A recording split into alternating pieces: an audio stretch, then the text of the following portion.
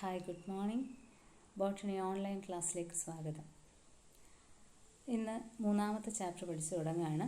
Strategies for the enhancement in food production. Population increase ചെയ്യുന്നതനുസരിച്ച് food requirement എന്ന് പറയുന്നത് കൂടിക്കൂടി വരികയാണ്. അപ്പോൾ ക്വാളിറ്റി ഫുഡ് റിക്വയർഡ് എമൗണ്ടിൽ ഉണ്ടാക്കിയെടുക്കണം. അതിനെന്തൊക്കെ മാർഗങ്ങളാണ്, ടെക്നിക്സാണ് ഉപയോഗിക്കുന്നതെന്നാണ് നമ്മൾ ഈ ചാപ്റ്ററിൽ നോക്കുന്നത്. ഈ ചാപ്റ്ററിൽ പ്രധാനമായിട്ട് പറയുന്നത് കൺവെൻഷണൽ രീതികൾ കൂടാതെ നമ്മുടെ നിലവിലുള്ള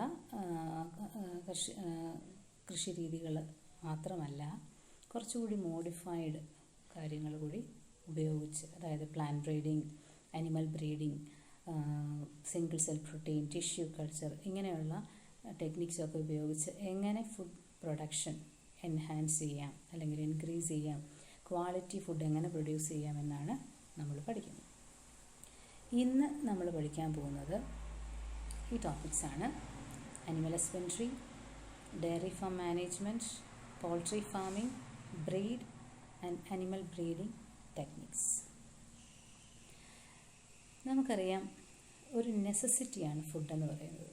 ജീവികൾക്ക് ജീവിക്കാൻ ഫുഡ് അത്യാവശ്യമാണ്. എന്നാൽ പോപ്പുലേഷൻ ഇൻക്രീസ് ചെയ്യുന്നതിനനുസരിച്ച് കൃഷി ചെയ്യാനുള്ള സ്ഥലങ്ങൾ കുറഞ്ഞു വരികയാണ്. സ്ഥലം കുറയുന്നതോടൊപ്പം പക്ഷേ കൃഷി, അതിൻ്റെ പ്രോഡക്ട്സ് റിക്വയർമെൻ്റ് എന്ന് പറയുന്നത് കൂടുതലായി വരിക, അല്ലേ? സോ കുറഞ്ഞ സ്ഥലത്ത് കൂടുതൽ ഉൽപ്പാദിപ്പിക്കുക, കൂടുതൽ ക്വാളിറ്റി ഫുഡ് പ്രൊഡ്യൂസ് ചെയ്യുക. അതിനെന്തൊക്കെ മാർഗങ്ങളാണെന്ന് നോക്കാം. പ്ലാന്റ് ബ്രീഡിംഗ്, അനിമൽ ഹസ്ബൻഡറി, പിന്നെ അതുപോലെ മോഡേൺ ടെക്നോളജീസായ tissue culture, genetic engineering, embryo transfer, ഇതൊക്കെ ഈ ഒരു ഫീൽഡിൽ ഒത്തിരി കോൺട്രിബ്യൂഷൻസ് നടത്തിയിട്ടുണ്ട്. അവ എന്തൊക്കെയാണെന്ന് നമുക്കൊന്ന് നോക്കാം. ആദ്യമായിട്ട് അനിമൽ ഹസ്ബൻഡറി എന്തെന്ന് നോക്കാം. അനിമൽ ഹസ്ബൻഡറി എന്ന് പറഞ്ഞാൽ ലൈഫ് സ്റ്റോക്ക് മാനേജ്മെൻറ്റ് എന്ന് വേണമെങ്കിൽ പറയാം. നമ്മുടെ വീട്ടിൽ നമ്മുടെ ആവശ്യങ്ങൾക്കായിട്ട്, അതായത് ഒന്നുകിൽ മുട്ടയ്ക്കായിട്ടോ പാലിനായിട്ടോ അല്ലെങ്കിൽ മറ്റെന്തെങ്കിലും ഹ്യൂമൻ യൂസിന് വേണ്ടി വളർത്തുന്ന ജീവികളുടെ പരിപാലനവും അവയുടെ ബ്രീഡിങ്ങും ഉൾപ്പെടുന്ന ശാഖയാണ് അനിമൽ ഹസ്ബൻഡറി അല്ലെങ്കിൽ ലൈഫ് സ്റ്റോക്ക് മാനേജ്മെൻറ്റ് എന്ന് പറയുന്നത്. ഈ ലൈഫ് സ്റ്റോക്ക് മാനേജ്മെൻറ്റിൽ നമുക്ക് ഈ ചാപ്റ്ററിൽ പറയാനുള്ള ആദ്യം പറയുന്ന ടോപ്പിക് എന്ന് പറയുന്നത് ഡയറി ഫാം മാനേജ്മെൻ്റ് ആണ്. ദെൻ പോൾട്രി ഫാം മാനേജ്മെൻറ്റ് പഠിക്കുന്നുണ്ട്. അതുപോലെ ബ്രീഡിംഗ് ടെക്നിക്സിനെ പറ്റി പഠിക്കുന്നുണ്ട്. അതുപോലെ bee culture, fisheries, plant breeding, പിന്നെ പ്ലാന്റ് ബ്രീഡിംഗ് മുഖേനയും അതുപോലെ ജനറ്റിക് എഞ്ചിനീയറിംഗ്, അതുപോലെ പിന്നെ single cell protein, tissue culture, ഈ മേഖലകളൊക്കെ പരിചയപ്പെടും. ഇപ്പോൾ നമുക്ക് അനിമൽ ഹസ്ബൻഡറിയിലേക്ക് വരാം. അനിമൽ ഹസ്ബൻഡറി എന്ന് പറയുന്നത് it is a practice of raising and breeding livestock. വളർത്തുമൃഗങ്ങൾ എന്ന് പറഞ്ഞാൽ എന്തൊക്കെ അതിൽ വരാം? പല ജീവികൾ വരാം. Animals like bee, silkworm, prawns, crabs, fishes, birds, pig, cattle, sheep, camel, cow, ഇതെല്ലാം വരാം. അപ്പോൾ മനുഷ്യൻ്റെ ഉപയോഗത്തിനായി മനുഷ്യൻ വളർത്തുന്ന, അത് ആഹാരമോ മറ്റെന്ത് കാര്യമോ ആയിക്കൊള്ളട്ടെ, അവയുടെ പരിപാലനം സംബന്ധിക്കുന്ന അല്ലെങ്കിൽ അതിനുമായിട്ട് ബന്ധപ്പെട്ട കാര്യങ്ങളൊക്കെ ഡീൽ ചെയ്യുന്ന ഒരു വിഭാഗമാണ് അനിമൽ ഹസ്ബൻഡറി. പ്രധാനമായിട്ടും ആഹാര കാര്യത്തിൽ പറയുകയാണെങ്കിൽ പാല് അല്ലെങ്കിൽ ഇറച്ചി, അതല്ലെങ്കിൽ മുട്ട, ഇങ്ങനെയുള്ള ആവശ്യങ്ങളാണ്, അല്ലേ? നമുക്ക് ഡയറി ഫാം മാനേജ്മെൻറ്റ് എന്ത് നോക്കാം. ഒരു ഡയറി ഫാമിൽ കാറ്റിൽ, കൗ, ഷീപ്പ്, ഇതിനെയൊക്കെയാണ് പരിപാലിക്കുക. അവിടെ പ്രധാന എയിം എന്ന് പറയുന്നത് എന്താണ്? Milk production. ആൻഡ് ആ പ്രൊഡ്യൂസ് ചെയ്ത മിൽക്കിൽ നിന്ന് ഒന്നുകിൽ മിൽക്ക് പ്രോഡക്ട്സ് ഉണ്ടാക്കിയെടുക്കാം, അല്ലെങ്കിൽ മിൽക്ക് തന്നെ വിപണനം ചെയ്ത് കാശ് സമ്പാദിക്കാം, അല്ലേ? സോ ആഹാരം എന്നതിലുപരി ഒരു വരുമാന മാർഗം കൂടിയാണ് ഈ മേഖലകളൊക്കെ, അല്ലേ? സോ ഡയറി ഫാം മാനേജ്മെൻറ്റ് പ്രാക്ടീസസിൽ ഏറ്റവും പ്രധാനമായിട്ട് ഓർക്കേണ്ട ഒരു കാര്യം, ഒരു ഡയറി ഫാം സക്സസ്ഫുൾ ആകണമെന്നുണ്ടെങ്കിൽ അവിടെ വളർത്തുന്ന ജീവികൾ ഉരുക്കൾ എന്ന് പറയും. ഉരുക്കൾ എങ്ങനെയായിരിക്കണം? അവ ബെറ്റർ ക്വാളിറ്റീസ് ഉള്ളതായിരിക്കണം, അല്ലെങ്കിൽ ബെസ്റ്റ് ആയിരിക്കണം. സെലക്ഷൻ ഓഫ് ഗുഡ് ബ്രീഡാണ് അതുകൊണ്ട് തന്നെ പ്രധാന ഒരു റിക്വയർമെൻറ്റ്. എങ്ങനെ നല്ല ബ്രീഡിനെ സെലക്ട് ചെയ്യാം? ഈ നല്ല ബ്രീഡിനെ സെലക്ട് ചെയ്യണമെങ്കിൽ പോലും പലതരം ടൈപ്പ് ഉരുക്കളുണ്ട് എന്നറിയണം, അല്ലെങ്കിൽ കാറ്റിലുണ്ട് എന്നറിയണം. അവയുടെ ഈൽഡ്, ഓരോ സ്ഥലത്തും വളരുന്ന സാഹചര്യത്തിൽ നൽകുന്ന ഈൽഡിനെ പറ്റി അറിയണം. അതിന് സ്ഥലം മാറിയാൽ ആ ഈൽഡ് തരാനുള്ള കപ്പാസിറ്റി ഉണ്ടോ എന്നറിയണം. അങ്ങനെ നമ്മുടെ മണ്ണിനും നമ്മുടെ കാലാവസ്ഥയ്ക്കും യോജിച്ച എന്നാൽ നല്ല ഈൽഡ് തരുന്ന ഒരു ബ്രീഡിനെ സെലക്ട് ചെയ്യുകയാണ് ആദ്യം വേണ്ടത്. ഇനി അങ്ങനെ സെലക്ട് ചെയ്തവയെ വാങ്ങിക്കണമല്ലോ, അതിന് പൈസ വേണം. അപ്പോൾ നമുക്ക് എത്രത്തോളം ചിലവ് അവയെ വാങ്ങിക്കുന്നതിനായിട്ടും അവയെ വളർത്തിയെടുക്കാൻ, അല്ലെങ്കിൽ അവയെ അവയ്ക്ക് താമസിക്കാനായിട്ട് താമസ സൗകര്യം ഒരുക്കാനും വേണം, അല്ലെങ്കിൽ അവയ്ക്ക് ആഹാരം കൊടുക്കാൻ എത്രത്തോളം ചിലവ് വരും, അല്ലെങ്കിൽ അവയുടെ എന്തെങ്കിലും ഒരു അസുഖം വന്നാൽ അതിനെ ട്രീറ്റ് ചെയ്യാൻ എന്ത് ചിലവ് വരും, ഇങ്ങനെയുള്ള കാര്യങ്ങളൊക്കെ മുൻകൂട്ടി ഒരു ധാരണ ഉണ്ടായിരിക്കണം അല്ലേ. സോ ഒരു ഗുഡ് ബ്രീഡ് സെലക്ട് ചെയ്യുമ്പോൾ ഇതിലെ കുറേ കാര്യങ്ങൾ ഒഴിവാകും. അതായത് ഡിസീസ് റെസിസ്റ്റൻറ്റ് വെറൈറ്റി അല്ലെങ്കിൽ ഡിസീസ് റെസിസ്റ്റൻറ്റ് ബ്രീഡിനെ സെലക്ട് ചെയ്താൽ ഒരു പരിധി വരെ അസുഖങ്ങൾ ഒഴിഞ്ഞിരിക്കും. ഏത് കാലാവസ്ഥയിലും ജീവിച്ചു പോകാൻ പറ്റുന്ന നല്ല ഈൽഡ് തരുന്ന ഇനങ്ങളെ സെലക്ട് ചെയ്യുക. ഇനി അവയ്ക്ക് പ്രോപ്പർ ഹൗസിങ് കൊടുക്കണം. ഈ പ്രോപ്പർ ഹൗസിങ് എന്ന് ഉദ്ദേശിക്കുന്നത് അവയ്ക്ക് പ്രോപ്പർ എയറേഷൻ വേണം, നല്ല ബന്ധവസ് ഉണ്ടായിരിക്കണം, അതിൻ്റെ എന്താ പറയുക മറ്റ് ജീവികളുടെ ആക്രമണങ്ങളൊന്നും ഉണ്ടാകാത്ത രീതിയിൽ നല്ല വെൽ പ്രൊട്ടക്റ്റഡ് ആയിരിക്കണം. അവയ്ക്ക് ആഹാരം സയൻറ്റിഫിക് മാനറിൽ തന്നെ നൽകണം. നമ്മുടെ വിചാരം പശുവിന് പുല്ല് ആണ് ഏറ്റവും ഇഷ്ടം അല്ലെങ്കിൽ വേണ്ടതെന്ന്. അങ്ങനെയല്ല. ഖരരൂപത്തിലും ദ്രാവക രൂപത്തിലും, അതായത് solid and liquid food required ആണ് അവയുടെ ഗ്രോത്തിനും മെയിൻ്റനൻസിനും. സോ ആ ഒരു പ്രൊപ്പോർഷൻ നമുക്കറിയണം. നമ്മൾ അറിഞ്ഞില്ല എന്നുണ്ടെങ്കിൽ അത് അറിയാവുന്നവരോട് അന്വേഷിച്ചറിയണം. എങ്കിൽ മാത്രമേ നമ്മൾ ഈ ഫീൽഡിൽ നമുക്ക് സക്സസ് നേടാൻ സാധിക്കൂ. സോ ആ ഫീഡിങ് പ്രൊസീജിയർ എന്താണ്, അല്ലെങ്കിൽ ഫീഡിങ് പ്രൊപ്പോർഷൻ എന്താണെന്ന് അറിയണം. സോ ഇറ്റ് ഷുഡ് ബി, അല്ലെങ്കിൽ പറയാം the feeding of cattle should be carried out in a scientific manner. പിന്നെ വളർത്തുന്ന സാഹചര്യത്തിൽ അവയ്ക്ക് നല്ല വെള്ളം കൊടുക്കണം. നല്ല വെള്ളം എന്ന് പറഞ്ഞാൽ കുടിക്കാൻ പറ്റിയ വെള്ളം, അസുഖങ്ങൾ ഉണ്ടാക്കാത്ത തരം വെള്ളം അല്ലേ. സോ എങ്കിൽ മാത്രമേ നമുക്ക് ഈൽഡും ഉറപ്പിക്കാനാവുള്ളൂ. സോ ആഡിക്വേറ്റ് പ്യുവർ വാട്ടർ കൊടുക്കണം. ഇനി തൊഴുത്തും പരിസരവും ഒക്കെ എപ്പോഴും നല്ല വൃത്തിയുള്ളതും വെടിപ്പുള്ളതുമായിരിക്കണം. ക്ലീൻലിനെസ് എന്ന് പറയുന്നത് സ്ട്രിക്റ്റായിട്ട് ഫോളോ ചെയ്യണം. അവയുടെ ക്ലീൻലിനെസ് തന്നെയാണ് രോഗപ്രതിരോധം എന്ന് പറയുന്ന ഒരു കാര്യം അല്ലേ. രോഗം വരാതിരിക്കാനുള്ള കാരണം എന്ന് പറയുന്നത് സ്ട്രിക്റ്റ് ക്ലീൻലിനെസ് ആൻഡ് ഹൈജീനാണ്. പിന്നെ നമുക്കിങ്ങനെയുള്ള കാര്യങ്ങൾ ഒരു കാറ്റിൽ ഫാമിൽ അവിടുത്തെ ജീവികൾക്ക് വരുന്ന അസുഖങ്ങൾ, വരാവുന്ന അസുഖങ്ങൾ എന്തെന്നും, അങ്ങനെയൊക്കെ അസുഖങ്ങൾ വന്നാൽ എന്ത് പ്രിക്കോഷൻസ് എടുക്കണം, അല്ലെങ്കിൽ വരാതിരിക്കാനുള്ള പ്രിക്കോഷൻസും, വന്നു കഴിഞ്ഞാൽ അതിനെ എങ്ങനെ ട്രീറ്റ് ചെയ്യാം എന്നും ഒക്കെ അറിയണം. ഇങ്ങനെയുള്ള അറിവുകളൊക്കെ നമുക്ക് ഈ മേഖലയിൽ ഓൾറെഡി വർക്ക് ചെയ്യുന്ന, അല്ലെങ്കിൽ ഈ മേഖലയിൽ ജോലി ചെയ്യുന്ന ആളുകൾക്ക് അതിനെപ്പറ്റി നമുക്ക് ധാരണ തരാൻ സാധിക്കും. എങ്കിലും അതിലുപരി ഈ ഒരു മേഖലയുമായിട്ട് ബന്ധപ്പെട്ട് നിൽക്കുന്ന ഒരു വിഭാഗം ഡോക്ടേഴ്സ് ഉണ്ട്. നിങ്ങൾ കേട്ടിട്ടുണ്ടാവും വെറ്റിനറി ഡോക്ടർ. അനിമൽ ഹസ്ബൻഡറി ഡിപ്പാർട്ട്മെൻറ്റിനെ പറ്റി കേട്ടിട്ടുണ്ടല്ലോ. ഉണ്ട്.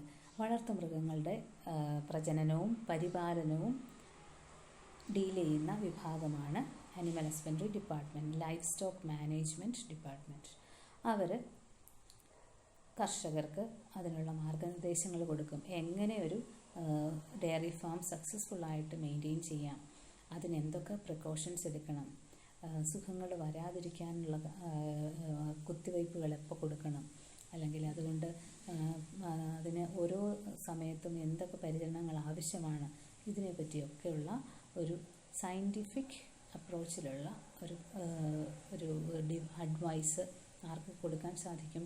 ഒരു വെറ്റിനറി ഡോക്ടർക്ക് കൊടുക്കാൻ സാധിക്കും. അതുകൊണ്ട് വെറ്റിനറി ഡോക്ടറുടെ സഹായം ഒഴിവാക്കാനാകില്ല.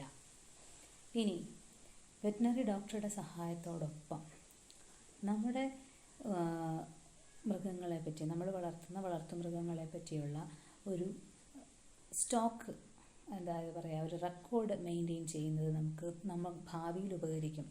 കാരണം നമ്മളൊരു തവണ ഉപയോഗിച്ച മരുന്നുകളെ പറ്റിയും അല്ലെങ്കിൽ കാലികൾക്കുണ്ടായ അസുഖങ്ങളെ പറ്റിയും ആ അസുഖങ്ങൾ എത്ര ദിവസം നിലനിന്നു അല്ലെങ്കിൽ എന്തൊക്കെ പ്രിക്കോഷൻ എടുത്തപ്പോൾ അത് അസുഖങ്ങൾ ഒഴിവായി, ഇതൊക്കെ ഒരു പ്രോപ്പർ റെക്കോർഡ് മെയിൻറ്റെയിൻ ചെയ്യുന്നത് എന്തുകൊണ്ടും ഫാം മാനേജ്മെൻറ്റിൽ ഇമ്പോർട്ടൻ്റ് ആണ്.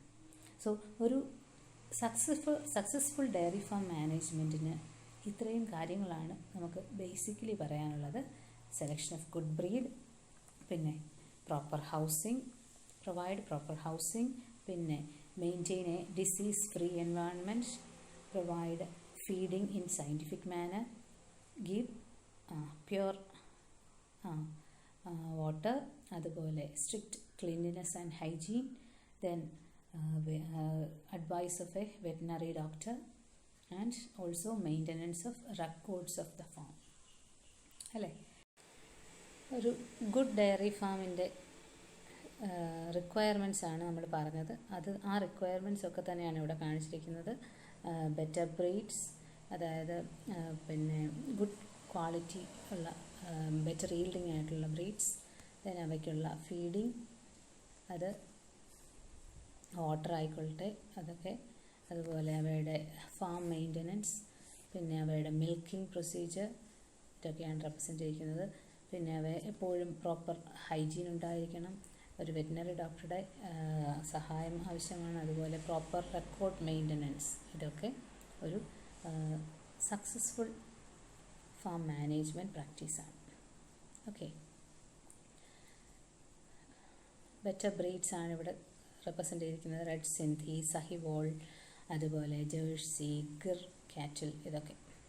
ഓക്കെ, കാറ്റിൽ ഫീഡ് ഇൻഗ്രീഡിയൻസ് ആൻഡ് ന്യൂട്രീഷൻ ആണ്. അതിൽ കോൺ, വീറ്റ്, സോയാബീൻ, റൈസ് ബ്രാൻ, ഓട്ട് ഹൾസ്, അതായത് ഫൈബറും കാർബോഹൈഡ്രേറ്റും പ്രോട്ടീൻ, അതുപോലെ എനർജി ഗിവിങ് ഫുഡ്സ്, അതുപോലെ വൈറ്റമിൻസ്, ഇതെല്ലാം ഇൻക്ലൂഡഡ് ആയിരിക്കണം അവയുടെ ഫുഡിൽ. എങ്കിൽ മാത്രമേ നമ്മൾ ഉദ്ദേശിക്കുന്ന ഒരു ഈൽഡ് അതിൽ നിന്ന് നമുക്ക് പ്രതീക്ഷിക്കാൻ പറ്റും. ഇനി അടുത്തത് പൗൾട്രി ഫാം മാനേജ്മെൻ്റ് ആണ്. പൗൾട്രി എന്ന് പറഞ്ഞാൽ it's A class of domesticated fouls ആണ്, അല്ലെങ്കിൽ ബേർഡ്സ് ആണ്. എന്തിനു വേണ്ടി? ആഹാരത്തിനായിട്ട് അല്ലെങ്കിൽ മുട്ടയ്ക്കായിട്ട് വളർത്തുന്ന ബേർഡ്സ്. അപ്പോൾ അതിൽ ചിക്കൻ വരാം, ഡക്ക് വരാം, അതുപോലെ മറ്റ് ബേർഡ്സും വരാം. ഇന്ന് നമ്മൾ എമുവിനെ വരെ വളർത്തുന്നുണ്ട് ഇവിടെ, അല്ലേ? നമ്മുടെ നാട്ടിൽ വളർത്തുന്നുണ്ട്. ടർക്കി, ഗീസ്, ഇവയൊക്കെ ഇന്ന് മനുഷ്യർ വളർത്തുന്ന വീട്ട് പക്ഷികളാണ്. ഇവയ്ക്കും നമ്മൾ നേരത്തെ പറഞ്ഞതുപോലെ തന്നെ ഒരു ഫാം മാനേജ് ചെയ്യുമ്പോൾ അവിടെ എന്തൊക്കെ കാര്യങ്ങൾ പറഞ്ഞോ അതേ കാര്യങ്ങളൊക്കെ തന്നെയാണ് ഇവിടെയും ഫോളോ ചെയ്യേണ്ടത്.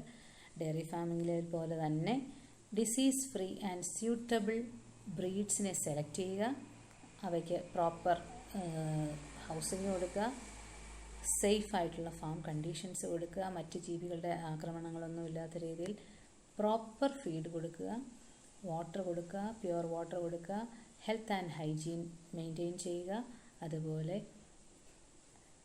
വെറ്റിനറി ഡോക്ടറുടെ സഹായത്തോടെ അവയ്ക്ക് ഫീഡിങ് തീരുമാനിക്കുക, അവയുടെ റെക്കോർഡ്സ് കീപ്പ് ചെയ്യുക. നമ്മൾ നേരത്തെ പറഞ്ഞ കാര്യങ്ങൾ തന്നെയാണ്. Selection of good breed, provide proper housing, maintenance of disease free environment, strict cleanliness and hygiene, regular visits by a veterinary doctor, and maintenance of proper records, pure and adequate water.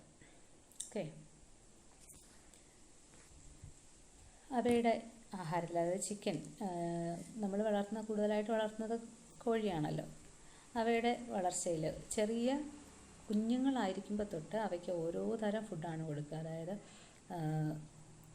സ്റ്റാർട്ടറുണ്ട്, പിന്നെ അതുപോലെ അവയ്ക്ക് കുറച്ചുകൂടി വളർന്നു കഴിയുമ്പോൾ അതിന് പെട്ടെന്ന് വളരാനുള്ള തരം ഫുഡുണ്ട്. അപ്പോൾ അവയിലൊക്കെ വരേണ്ട കണ്ടൻസിനെ പറ്റിയാണ് ഇവിടെ ഒന്ന് സൂചിപ്പിച്ചിരിക്കുന്നത്. അൽഫാൽഫ മീൽ എന്ന് പറയുന്ന ഹൈ പ്രോട്ടീൻ റിച്ച് ഫുഡാണ്. അതുപോലെ കോൺ, അതുപോലെ ഫീൽഡ് പീസ്, പ്രോട്ടീന് വേണ്ടി തന്നെ കൂടുതലും പ്രോട്ടീനാണ് കിട്ടേണ്ടത്, അതുകൊണ്ട് തന്നെ അവയ്ക്ക് പ്രോട്ടീൻ ഫുഡ് കൊടുക്കണം. വീറ്റ്, അതുപോലെ ബാർലി, ഓട്സ്, ഇതൊക്കെ അവയുടെ ഡയറ്റിൽ ഇൻക്ലൂഡഡ് ആയിരിക്കണം. പിന്നെ ഡ്രൈ കണ്ടീഷൻസ് എപ്പോഴും ആവശ്യമാണ്. എപ്പോഴും അത് നനവ് ഒഴിവാക്കാനുള്ള അവസ്ഥ ഉണ്ടായിരിക്കണം. അവയുടെ മുട്ട വിരിയിച്ചെടുക്കുന്ന ഇൻക്യുബേറ്ററാണ് ഇവിടെ കാണിച്ചിരിക്കുന്നത്. ഇൻക്യുബേറ്ററിൽ നിന്ന് വളർന്നു വന്ന് കോഴിക്കുഞ്ഞുങ്ങളെ വളർത്തിയിരിക്കുന്ന അവയ്ക്ക് വെള്ളം പ്രൊവൈഡ് ചെയ്യുന്ന ഒരു എക്യുപ്മെൻറ്റാണ് ഇവിടെ റെപ്രസെൻ്റ് ചെയ്തിരിക്കുന്നത്. അവയ്ക്ക് ആഹാരം പ്രൊവൈഡ് ചെയ്യുന്ന രീതിയാണ് ഇവിടെ കാണിച്ചിരിക്കുന്നത്. ഇവിടെയും അതെ. അങ്ങനെ പ്രോപ്പർ മെയിൻ്റനൻസ് നടത്തി അവയ്ക്ക് അവയുടെ വളർച്ചയുടെ ആദ്യത്തെ ഘട്ടത്തിലൊക്കെ അവയ്ക്ക് നല്ല ചൂടും ഡ്രൈ കണ്ടീഷനൊക്കെ വേണം. അതൊക്കെ പ്രൊവൈഡ് ചെയ്ത് അവയ്ക്ക് ഏകദേശം വളർച്ച എത്തുന്നത് വരെ നല്ലപോലെ കെയർ ചെയ്താൽ മാത്രമേ നമുക്കതിൻ്റെ നല്ല ഈൽഡ് പിന്നീട് ലഭ്യമാവുള്ളൂ. സോ അതിൻ്റെ ഫീഡിങ് വളരെ കറക്റ്റായിട്ട് തന്നെ ചെയ്തിരിക്കണം, എങ്കിലേ നല്ല ഈൽഡ് നമുക്ക് പ്രതീക്ഷിക്കാവൂ. ഇവയൊക്കെ മുട്ടക്കോഴികളാണ്. ഈ മുട്ടക്കോഴികൾ ധാരാളം മുട്ടയിടുന്നവയാണ്. അതായത് മരൻസ് എന്ന് പറയുന്നത് 150 മുതൽ 200 എഗ്ഗ് വരെ ഇടുന്നുണ്ട് ഒരു വർഷം. ഇസ ബ്രൗൺ ആണെങ്കിൽ 200 മുട്ടകൾ വരെ ഇടുന്നുണ്ട്. ഇത് നാടൻ കോഴിയാണ്. ഗ്രാമശ്രീ 200 മുതൽ 225 എഗ്ഗ് വരെ ഇടുന്നുണ്ട്. ഗോൾഡൻ കോമറ്റ് എന്ന് പറയുന്ന 250 തൊട്ട് 300 എഗ്ഗ് വരെ ഇടുന്നുണ്ട്. പിന്നെ ടർക്കി പോലെയുള്ള കോഴികളൊക്കെ അവയുടെ വെയ്റ്റിന് ബോഡി വെയ്റ്റുള്ള കോഴികളുണ്ട്. അവ ഇറച്ചിക്കായിട്ട് വളർത്താം. അപ്പോൾ ഏത് തരം ജീവികളെയാണ് വളർത്തുന്നത്? മുട്ടയ്ക്കായിട്ട് വളർത്തുന്നവയ്ക്ക് പ്രത്യേക ആഹാരമാണ്, ഇറച്ചിക്കായിട്ട് വളർത്തുന്നവയ്ക്ക് പ്രത്യേക ആഹാരമാണ്. ഇവയെ പറ്റിയൊക്കെ ധാരണ നമുക്ക് എങ്ങനെ കിട്ടുള്ളൂ? ഒന്നുകിൽ ആ ഫീൽഡിൽ വർക്ക് ചെയ്യുന്നവരല്ലെങ്കിൽ വ്യക്തമായിട്ടും സഹായിക്കാൻ സാധിക്കുന്നത് വെറ്റിനറി ഡോക്ടേഴ്സാണ്. അപ്പോൾ അവരുടെ സഹായം ഒരിക്കലും ഒഴിവാക്കാൻ പറ്റുന്നതല്ല. Okay, next animal breeding and types. അതിൽ നമുക്ക് പഠിക്കാനുള്ള ഒരു ടേമാണ് ബ്രീഡ്. ഒരു ബ്രീഡ് എന്ന് പറഞ്ഞാൽ ഒരു സ്പീഷീസിൽപ്പെട്ട ഒരു ഗ്രൂപ്പ് ഓഫ് ആനിമൽസ് ആണ്, having common features and appearance. അവരുടെ മുൻഗാമികൾ റിലേറ്റഡ് ആയിരിക്കും. ആ റിലേറ്റഡ് മുൻഗാമികളിൽ നിന്ന് വന്ന കോമൺ ഫീച്ചേഴ്സ് ഉള്ള ഒരു group of organism belonging to the same species. അതാണ് ഒരു ബ്രീഡ് എന്ന് പറയുക. ആനിമൽ ബ്രീഡിംഗ് ടെക്നിക്സ് പൊതുവെ രണ്ടായിട്ട് തരംതിരിക്കാം: inbreeding and outbreeding. Inbreeding എന്ന് പറഞ്ഞാൽ it is a cross between two individuals of the same breed which are more related. ഇവിടെ നോക്കിയേ, ഇവിടെ ഒരു cross between a superior male and a superior female of the same breed but having common ancestors. ഇവ തങ്ങളിൽ related ആണ്. Related പേരൻസിൻ്റെ cross ആണ് inbreed. To produce a pure line, ഒരു പർട്ടിക്കുലർ ക്യാരക്ടറിൽ പ്യുവർ ലൈൻ ആക്കി മാറ്റാൻ സിമിലർ സെയിം ബ്രീഡിൽപ്പെട്ട റിലേറ്റഡ് ആയിട്ടുള്ള ഇൻഡിവിജ്വൽസിൻ്റെ ക്രോസിംഗ് ആണ് ഇൻബ്രീഡിംഗ്. അപ്പോൾ എന്താണ് ഇൻബ്രീഡിംഗ് എന്ന് നോക്കാം. It refers to the breeding between male and female of the same breed for 4 to 6 generations. അതിനായിട്ട് superior male and superior female of the same breed are selected and are bred. എന്ന് പറഞ്ഞാൽ they are mated to produce a progeny. From the progeny again better male and females are selected and are crossed to produce the next generation. In the next generation offsprings, from the next generation offsprings again selection is done and such a cross is called inbreeding. Continuous ആയിട്ട് inbreeding നടത്തിയാൽ ചില ഗുണങ്ങളുണ്ട്, ദോഷങ്ങളും ഉണ്ട്. എന്നാൽ ഗുണങ്ങളെപ്പറ്റി നമുക്ക് നോക്കാം. Inbreeding promotes homozygosity. Homozygous condition എന്ന് പറഞ്ഞാൽ എന്താണ്? ക്യാരക്ടറിനെ കൺട്രോൾ ചെയ്യുന്ന ഫാക്ടേഴ്സാണ് ജീൻസ്. ജീൻസിൻ്റെ ഡിഫറെൻറ്റ് ഫോംസ് ആണ് അലീൽസ്. നമ്മൾ പഠിച്ചിട്ടുണ്ട് ഹൈറ്റ് ഓഫ് ദ പ്ലാന്റ് എന്ന് പറയുന്ന ക്യാരക്ടറിനെ നിർണ്ണയിക്കുന്ന അലീൽസ് ആണ് capital T and small T. Capital T കണ്ടീഷനെ ഹോമോസൈഗസ് കണ്ടീഷൻ എന്ന് പറയും. ക്യാപിറ്റൽ ടി സ്മോൾ ടി കണ്ടീഷനെ ഹെറ്ററോസൈഗസ് കണ്ടീഷൻ എന്ന് പറയും. അതല്ലേ? അതുപോലെ സ്മോൾ ടി കണ്ടീഷൻ ഹോമോസൈഗസ്. അതായത് സെയിം അലീൽസ് ആണ് ഒരു ക്യാരക്ടറിനെ നിർണ്ണയിക്കുന്നതെങ്കിൽ അതിനെ ഹോമോസൈഗസ് ഇൻഡിവിജ്വൽ എന്ന് പറയും, അല്ലെങ്കിൽ ആ കണ്ടീഷനെ ഹോമോസൈഗസ് കണ്ടീഷൻ എന്ന് പറയും. അങ്ങനെയുള്ള ഹോമോസൈഗസ് കണ്ടീഷൻ ഇൻക്രീസ് ചെയ്തു വരും ഓരോ തവണ ഇൻബ്രീഡിങ് നടത്തുമ്പോഴും. ക്ലോസ്ലി റിലേറ്റഡ് ആയിട്ടുള്ള പേരൻസിനെ ക്രോസ് ചെയ്യുമ്പോൾ ഹോമോസൈഗോസിറ്റി ഓരോ ജനറേഷൻ കഴിയുന്തോറും കൂടുതൽ ക്ലിയറായി കാണിക്കാൻ തുടങ്ങും. അങ്ങനെ നമുക്ക് പ്യുവർ ലൈൻസിനെ പ്രൊഡ്യൂസ് ചെയ്യാൻ സാധിക്കും. പ്യുവർ ലൈൻസ് എന്ന് പറഞ്ഞാൽ എന്താ അർത്ഥം? ഒരു പർട്ടിക്കുലർ ക്യാരക്ടറിൻ്റെ നിർണ്ണയിക്കുന്ന അലീൽസ് സെയിം ആയിരിക്കണം, അല്ലേ? സോ പ്യുവർ ലൈൻസിൻ്റെ പ്രൊഡക്ഷന് സഹായിക്കുന്നു ഇൻബ്രീഡിംഗ് എന്ന് മെൻ്റൽ എക്സ്പെരിമെൻറ്റ് നടത്തിയതിൽ നമുക്ക് മനസ്സിലാക്കാം. ഒരു pure breeding tall plant pure breeding dwarf പ്ലാന്റുമായിട്ട് ക്രോസ് ചെയ്ത് കിട്ടിയ F1 ഹൈബ്രിഡിനെ അദ്ദേഹം സെൽഫ് പോളിനേഷൻ നടത്തി. That is inbreeding. Self pollination, അതായത് ഉണ്ടായ F1 ജനറേഷൻ പ്ലാന്റ്സിൽ നിന്ന് ബെറ്റർ 2 പ്ലാന്റ്സിനെ സെലക്ട് ചെയ്തു, അവയെ ക്രോസ് പോളിനേറ്റ് ചെയ്തു, അല്ലേ? To raise the next generation, F2 generation. ആ F2 ജനറേഷനിലെ റേഷ്യോ ഓർമ്മയുണ്ടോ? ഒന്ന് പ്യുവർ ടോൾ, ഒന്ന് പ്യുവർ ഡാഫ്. ബാക്കി മാത്രമാണ് മിക്സഡ് കണ്ടീഷൻ കാണിച്ചത്. അപ്പോൾ ഹോമോസൈഗോസിറ്റി കൂടി വരുന്നു ഡ്യൂ ടു ഇൻബ്രീഡിംഗ്.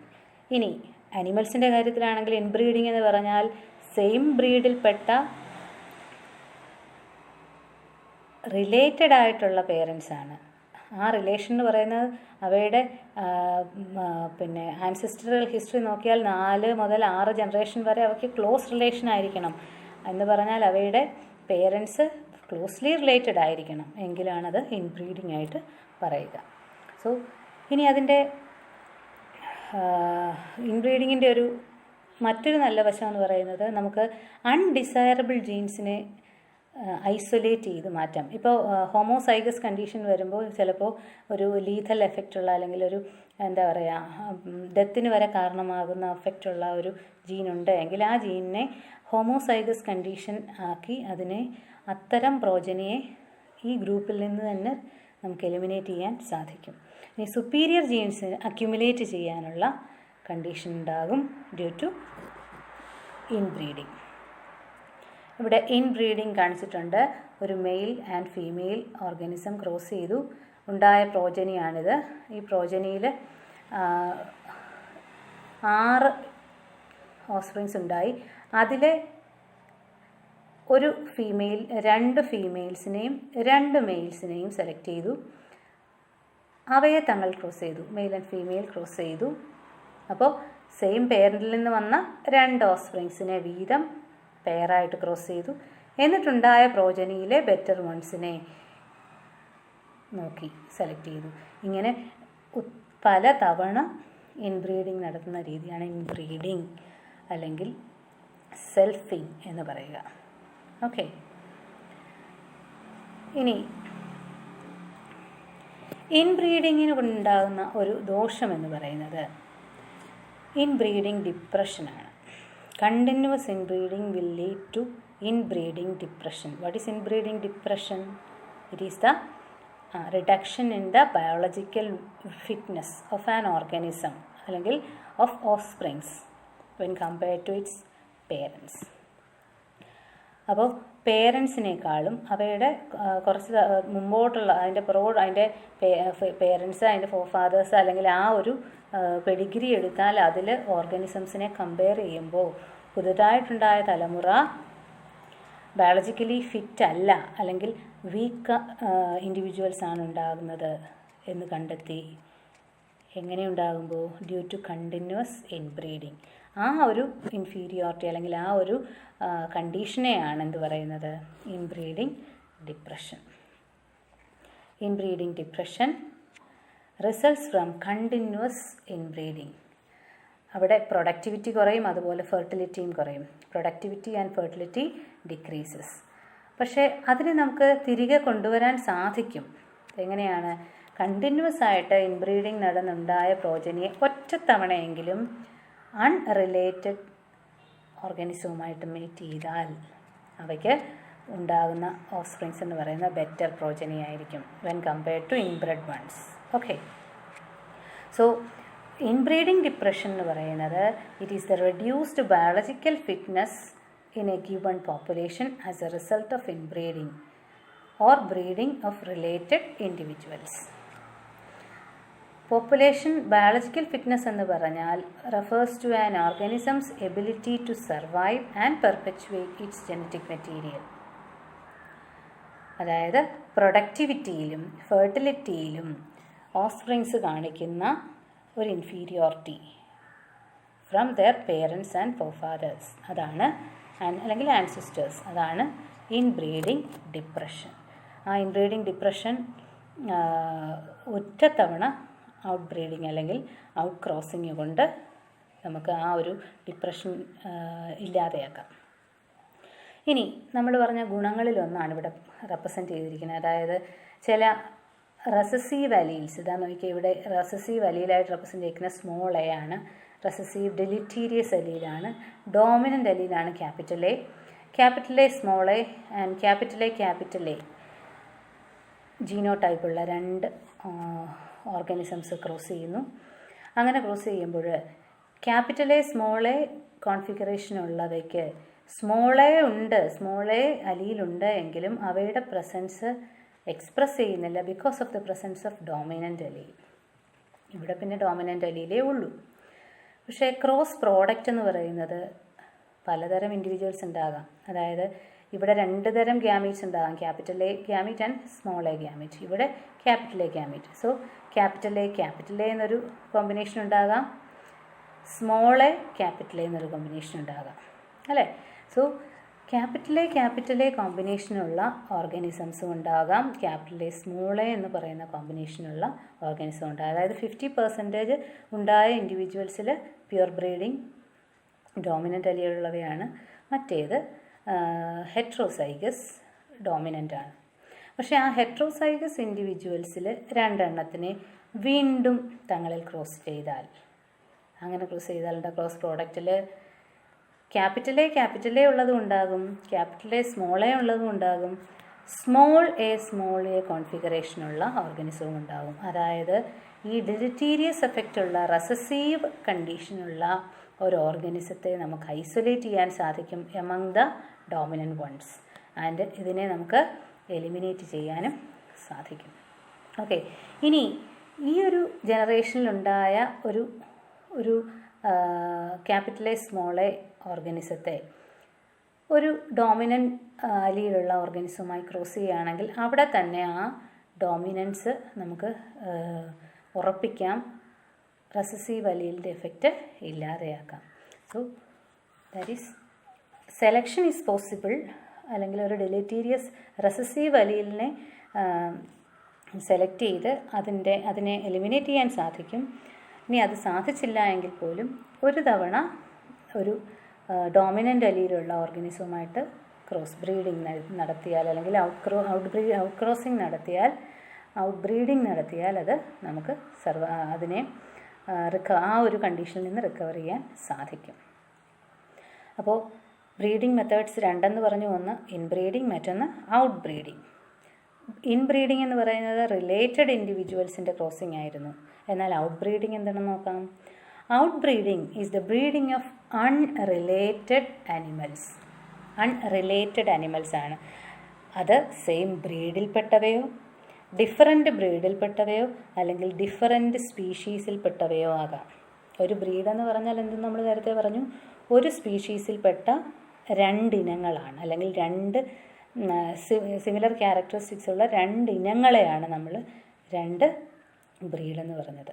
അപ്പോൾ ആ റിലേറ്റഡ് ആയിട്ടുള്ള ബ്രീഡുകളല്ലാതെ സെയിം ബ്രീഡിൽപ്പെട്ട അൺറിലേറ്റഡ്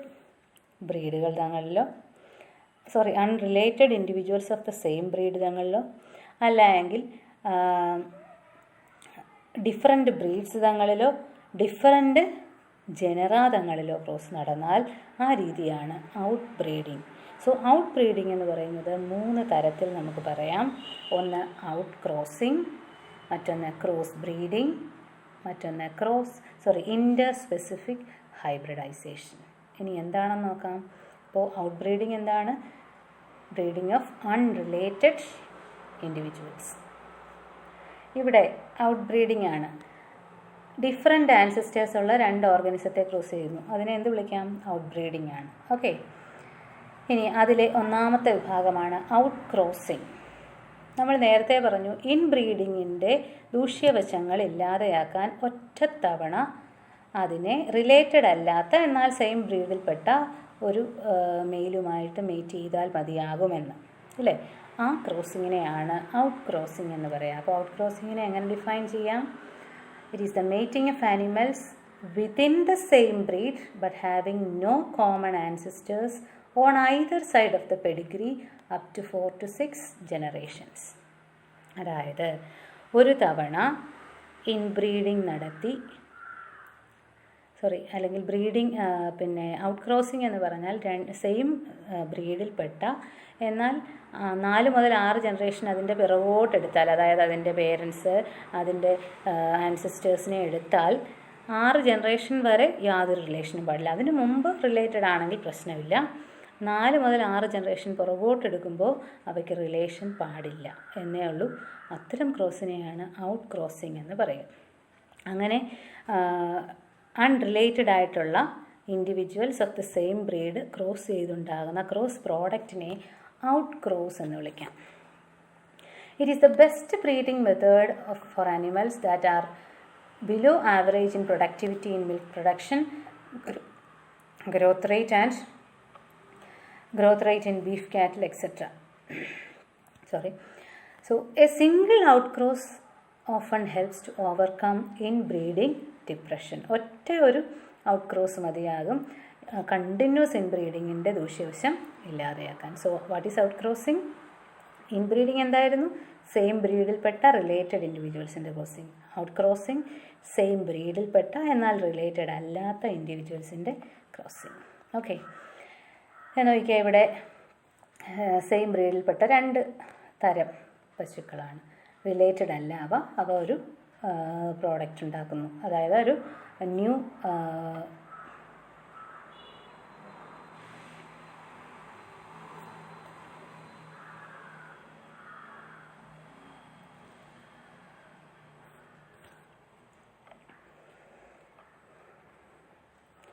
ഇനി അടുത്തതാണ് ക്രോസ് ബ്രീഡിങ്. ക്രോസ് ബ്രീഡിംഗ് എന്ന് പറഞ്ഞാൽ അവിടെ 2 ഡിഫറെൻറ്റ് ബ്രീഡ്സാണ് മേറ്റ് ചെയ്യപ്പെടുന്നത്. അല്ലെങ്കിൽ superior male of 1 breed is crossed with the superior female of another breed. That is the cross between different breeds ആണ് ക്രോസ് ബ്രീഡിങ്. അപ്പോൾ 2 ഡിഫറെൻറ്റ് ബ്രീഡിൻ്റെ ക്യാരക്ടേഴ്സ് അവിടെ മിക്സ് ചെയ്യപ്പെടും. ഒരു ബെറ്റർ പ്രോജനി ഉണ്ടാകാനുള്ള സാധ്യത കൂടുതലാണ്. The progeny hybrid animals may themselves be used for commercial production. അവയ്ക്ക് പേരൻസിനെ അപേക്ഷിച്ച് എന്തുകൊണ്ടും ബെറ്റർ ക്വാളിറ്റീസ് കാണും. അതിന് എക്സാമ്പിളാണ് ഒരു ഷീപ്പ് ഇനമാണ് ഹിസാർഡെയിൽ. ഹിസാർഡെയിൽ എന്ന് പറയുന്ന ക്രോസ് പ്രോഡക്റ്റ് അല്ലെങ്കിൽ ക്രോസ് ബ്രീഡ് ഉണ്ടായത് by crossing 2 different breeds of sheep. ഏതൊക്കെയാണെന്ന് നോക്കാം. ഒന്ന് Bikaneri ewes and merino rams. 2 different breed of ഷീപ്പാണ്. ഇവ തങ്ങളിൽ ക്രോസ് ചെയ്ത് ഉണ്ടായ ക്രോസ് ബ്രീഡാണ് ഹിസാർഡെയിൽ. 2ൻ്റെയും ഗുഡ് ക്വാളിറ്റീസ് ഉള്ള ഒരു ഷീപ്പിനമാണ്. ഇതാണ് മറൈനോ റാംസ് ആൻഡ് ബിക്കാനറി ഈവിൻ്റെ ക്രോസ് പ്രോഡക്റ്റായ ഹിസാർഡെയിൽ. ഇനി 3ാമത്തെ രീതിയാണ് ഇൻ്റർ സ്പെസിഫിക് ഹൈബ്രിഡൈസേഷൻ. നമ്മൾ നേരത്തെ പറഞ്ഞു സെയിം ബ്രീഡിൽപ്പെട്ട unrelated individuals out crossing, different ബ്രീഡിൽപ്പെട്ട പക്ഷേ ഒരേ സ്പീഷീസിൽപ്പെടുന്ന ഓർഗാനിസംസ് ആണ് ക്രോസ് ബ്രീഡിങ്. ഇനി ഡിഫറെൻറ്റ് സ്പീഷീസിൽപ്പെട്ട എന്നാൽ സെയിം ജനറയിൽ വരുന്ന ഡിഫറെൻറ്റ് ജനറയാണ് അവിടെ, അല്ലേ? So different species of organisms ആണ് ക്രോസ് ചെയ്യപ്പെടുന്നത്. So breeding between two different and related species are called interspecific hybridization. അതിന് എക്സാമ്പിളാണ് mule. Mule is a hybrid of a male donkey and a female horse. മറ്റൊരു എക്സാമ്പിളാണ് zorse, zebra and horse. Tigon എന്ന് പറഞ്ഞാൽ male tiger and female lion. Liger, male lion and female tiger. ഇതിൻ്റെയൊക്കെ cross products ആണ് zorse, tigon, liger എന്നൊക്കെ പറയുന്നത്. ഇവയിലെല്ലാം മിക്കവാറും many cases due to interspecific hybridization the progeny may combine desirable features of both the parents, and so they may be having considerable economic value also. പക്ഷേ അവ രണ്ട് different സ്പീഷീസിന് involve ചെയ്യുന്നവയായതുകൊണ്ട്, parents different സ്പീഷീസിലുള്ളവയായതുകൊണ്ട് അവയുടെ chromosome നമ്പറിൽ വ്യത്യാസങ്ങളുണ്ട്. ആ വ്യത്യാസങ്ങൾ കാരണം ഈ ഓർഗാനിസംസ് സ്റ്റെറൈലായിരിക്കാനാണ് സാധ്യത. കാരണം അടുത്ത പ്രോജനി ഉണ്ടാകാൻ അവയ്ക്ക് കഴിവില്ല, ഉണ്ടാക്കാനുള്ള കഴിവ് അവയ്ക്കില്ല. അതുകൊണ്ട് ഇവിടെ എക്സാമ്പിൾ കൊടുത്തിട്ടുണ്ട്. Cross between horse and donkey. Hybrid is called mule. It is the cross product of interspecific hybridization. Horse is big, fast and excitable, while donkey is small, slow and calm. Mule strong ആണ്, calm ആണ് and endurance. The hybrid is often stronger and harder than its parents. ആ ഒരു superiority-ആണ് hybrid vigor എന്ന് പറയുക. The superiority of the offsprings above their parents produced as a result of hybridization. അതാണ് hybrid vigour. Okay, നമ്മൾ നേരത്തെ പറഞ്ഞ zorse, cross between zebra and horse.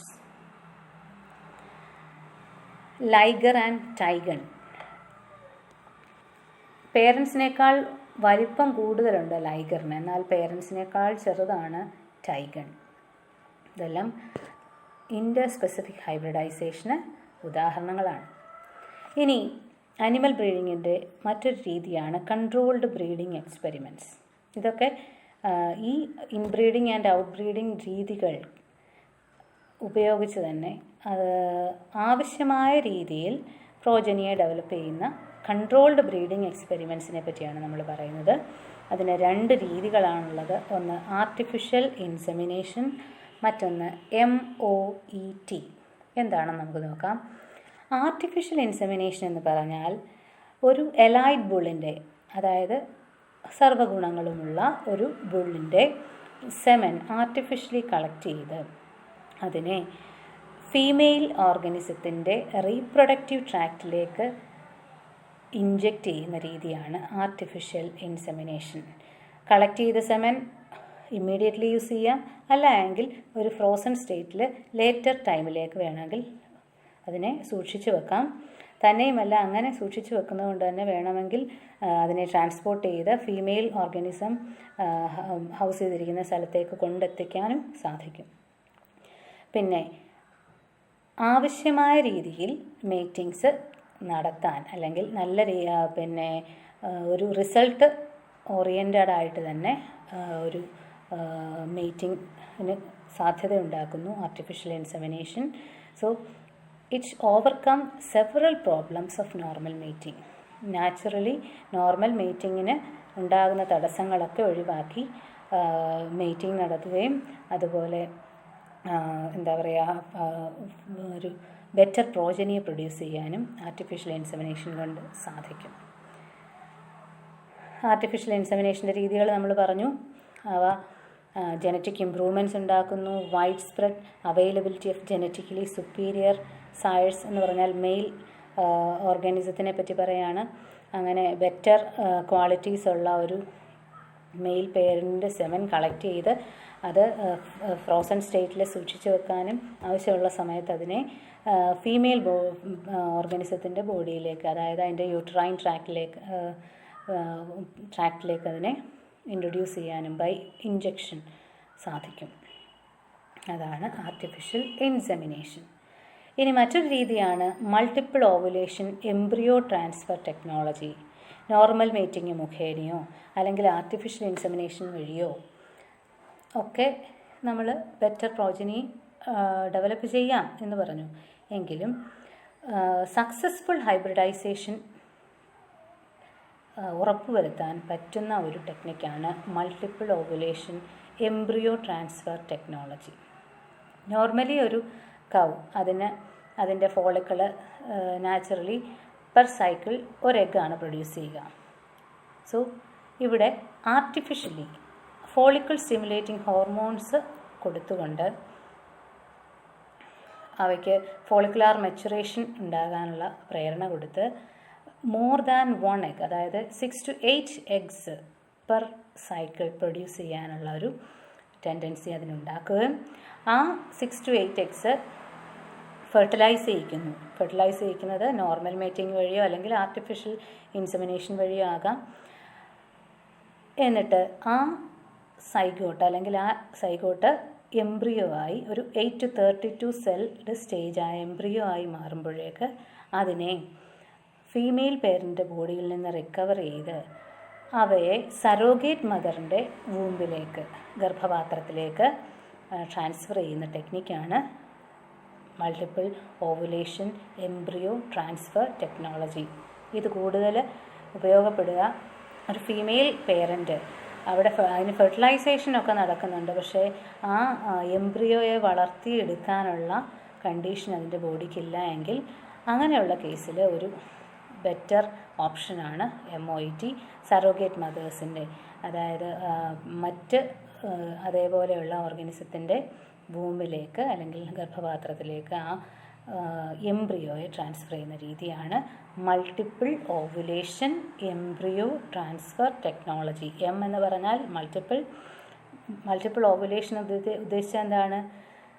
Instead of 1 egg 6 to 8 eggs are produced by follicular stimulation by giving FSH like hormones.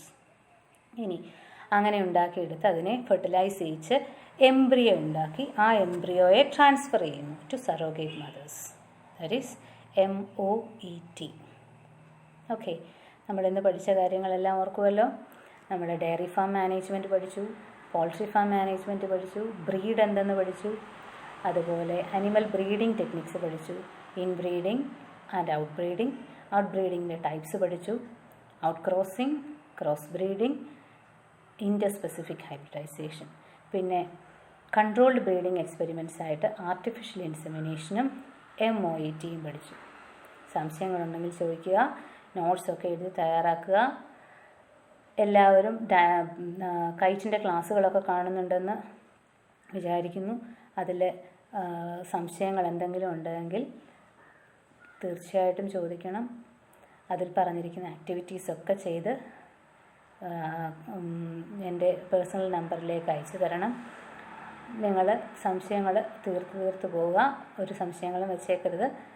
Test paper വരുമ്പോഴേക്ക് notebook എല്ലാവരും എനിക്ക് notebook submit ചെയ്തിരിക്കണം. 2nd ചാപ്റ്ററിൻ്റെ not complete ചെയ്ത് ഞാൻ ഇനി പറയുന്ന ദിവസം വെച്ചിരിക്കണം. Okay, thank U.